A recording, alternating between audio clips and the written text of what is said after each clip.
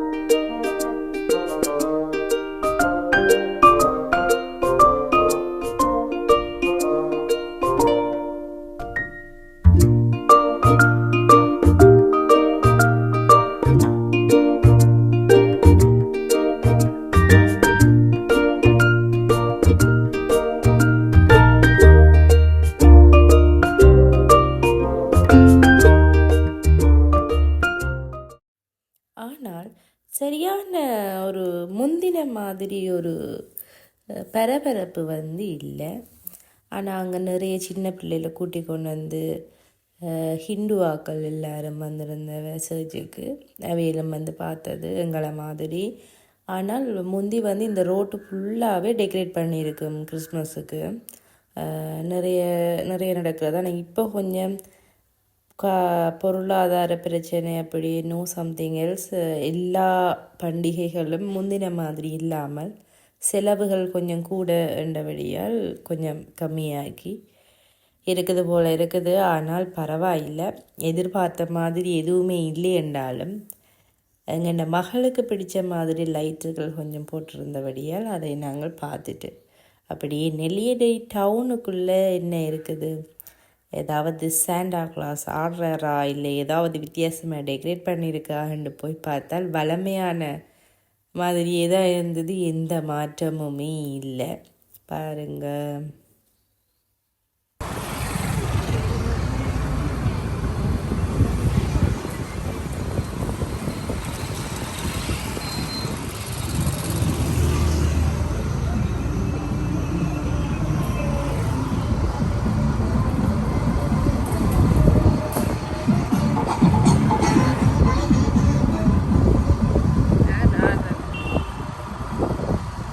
ஆனால் ஒரு சில கடைகளில் டெக்கரேட் பண்ணி தான் இருந்தது.